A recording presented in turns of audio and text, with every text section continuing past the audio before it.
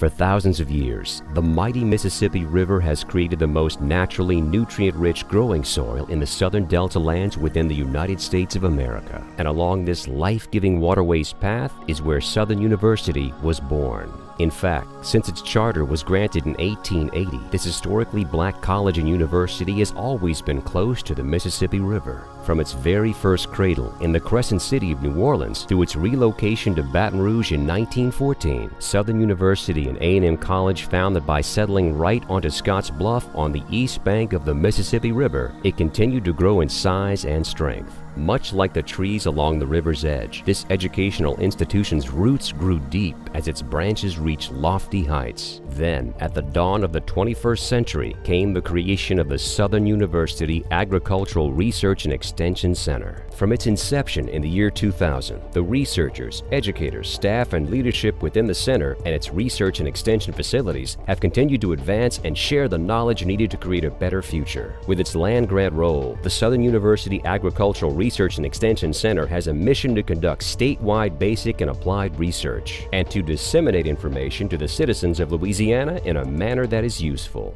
The center continuously offers a structured path toward knowledge for residents throughout the state. By analyzing the nature of the challenges faced by those seeking help, we apply our combined experiences to develop a solution that aims directly at an improved outcome. Because of the professionalism combined with personal consideration when dealing with the public, the Southern University Agricultural Research and Extension Center gains the proven trust of more and more people seeking advice. Over the years, this style of engagement translated into a resilient reputation for the center, based on giving positive experiences while passing on relevant knowledge across Louisiana, linking citizens with opportunities for success. This comes from the authentic experiences and specific skill sets of our leadership, faculty, and staff. I grew up on a little farm up in North Louisiana, and that experience, I think that working on the farm, working with my father, understanding as being the eldest child in the family, I got a chance to deal with the business aspect as much as I did the work aspect. Understanding when he went to talk to his neighbors and those neighbors that looked up to him and how he found out information, and the importance of having a mentor-to-mentor relationship, and the importance that the university and related entities can play into the helping a farmer be successful. So as a result of that, I went in agriculture. I wanted to help improve my father's farm, but also work with other farmers. See, my father taught me agriculture. That's why I'm in agriculture. It was important to me. I saw a future in it, and I went off to school and got further developed in the science techniques of agriculture. And here I am. The Ag Center impacts the lives of a wide range of Louisiana citizens, and indeed citizens in the region, many of whom have problems with poverty, education, unemployment, health issues, etc. Without this place, most people in the area that we serve would be worse off. The Southern University Agricultural Research and Extension Center has actively supported the increased introduction of goats into the animal-based assets of smaller farms. One effective way to begin the conversation with a farmer is to compare the economics of raising goats to animals they already have on their farm. We encourage farmers and ranchers to incorporate goats into their already existing livestock. Compared to cattle, goats can thrive with much less land, feed, and water. Goats eat anything, and they don't require as many vaccinations as cattle. They are a low-cost and low-maintenance animal. Although goats are relatively simple to care for, farmers must consider many different aspects to any additional animal responsibilities. One of the strongest economic advantages to introducing goats to a farmer's livestock is how easily and effectively a few goats can grow into a considerable financial return. Goats are so proficient at natural birth that they require less resources and less care. Goats don't require any human assistance to give birth to a healthy offspring. While 6 to 10% of calves born die at birth or soon after due to birthing difficulty. This puts the cow and the calf at jeopardy. the farmer could lose them both.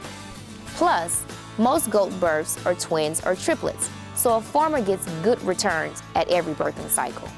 With the strong international demand for goat meat and increasing interest in the U.S., a small farmer has a ready-made market for their growing goat population. Much of the goat meat in North America is imported from overseas, so a farmer in the United States can get a good price for their goats because goats raised here have a much lower transportation cost to reach the U.S. market. Plus, the consumer receives high-quality meat that is much fresher than what can be processed and shipped from overseas. It's a win-win situation for consumers and small farmers. In the deep south of the United States, people take comfort in traditions passed on from generation to generation. This kind of cultural preservation can strengthen the personal roots felt in families and communities. However, some family traditions or peer group habits can have a very negative impact on the health of large populations, especially the economically underserved. Among the challenges are hypertension and heart disease, which take the lives of thousands of people each year. Unfortunately, another threat complicating public health can be linked to poor diet choices, which contributes to obesity. Often you will read the newspaper, you will look at TV, and they will present information on obesity. And based on the research that have been conducted and the highlights presented in the state of Louisiana and the nation, obesity is one of the most serious problems there is, and health in general. Equally startling is how obesity, combined with reduced interest in exercise and less than healthy diet decisions, can increase the number of people facing the long-term effects of type 2 diabetes. Teaching people ways to address diabetes, obesity, high blood pressure, heart disease, and the negative effects that come from such conditions is part of what the Southern University Agricultural Research and Extension Center continues to do. The population we serve face obesity issues, and what we do here to help them is to teach them how to change their lifestyles. But they also offer tasty new options that are supported by scientific research. This includes a major initiative to refine and popularize food products made with hibiscus plants. Animal studies show that hibiscus lowers cholesterol and reduces the oxidation of low-density cholesterol, LDL. In humans, studies have shown that drinking hibiscus tea every day reduces blood pressure, and as a result, it lowers the risk of heart diseases. Hibiscus is also very rich in antioxidants. These can help absorb free radicals, which are particles that can cause cellular damage and affect your overall health. In addition to the health benefits of consuming foods with hibiscus, the Southern University Agricultural Research and Extension Center is also promoting hibiscus cultivation as a viable crop for small Louisiana farmers. This is also backed up with verified agricultural research. Here in the greenhouse, we are conducting a hibiscus zaptorifa study to determine which variety grows best in Louisiana. We have varieties from all over the world. Some of these varieties are tall, others are bushy. But before you can go to that stage of the seedlings, they all start off at this seedling stage. As you see, it has a really good root structure. Then we get to this stage where the plant is a little bit more mature and it's about a month old, where it's ready to plant in the field. Here in Louisiana fields, we're looking at different types of hibiscus zaptorifa to see how they respond to natural soil and climate conditions. We want to know what varieties grow the best calyx and foliage yields. This information will help make hibiscus zaptorifa a more valuable crop to Louisiana farmers. Among the programs within the Southern University Agricultural Research and Extension Center, the activities involving hibiscus seem well positioned to have a far-reaching impact. That the one that probably has the greatest potential will be the hibiscus research that we're doing.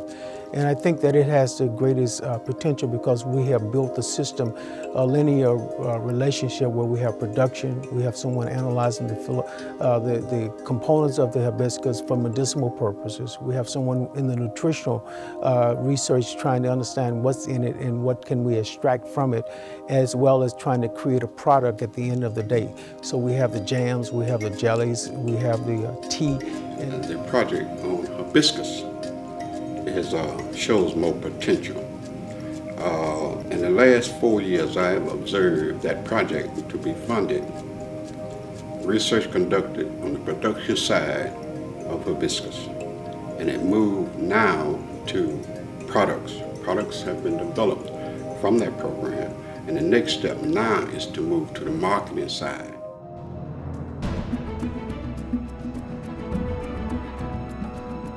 Each year, tons of discarded trees and limbs from cities and suburbs go into landfills.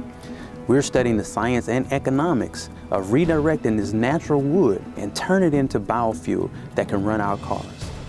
Studies to transform trees into biofuel have obvious global implications. As the natural fossil fuel deposits become more difficult to reach, the cost of our ever-growing energy needs will most likely drive up the price at the pump. But the Southern University Agricultural Research and Extension Center is responding to the urgent call to identify untapped fuel opportunities. And I think we do a fantastic job discovering information consistent with the problems that we observe among the community or in the state, and we research those problems. Biofuel from natural raw materials that can be grown and easily harvested in a renewable way has many environmental and economic benefits. The goal of Renewable Fuel Standard is to produce 36 billion gallons of bio-based fuel by the year 2022. We currently have experience extracting ethanol from corn. However, corn alone will not meet that goal. New sources must be discovered in order to find viable sources for biofuel, and trees are a viable source. As shown here, the vital importance of the Southern University Agricultural Research and Extension Center is best summarized by some of the people who keep it on track to make great strides in their mission. You develop a lot of values from being involved in agriculture and farm life. You're taught a sense of responsibility and ownership in farming. And as we might take a crop to the market,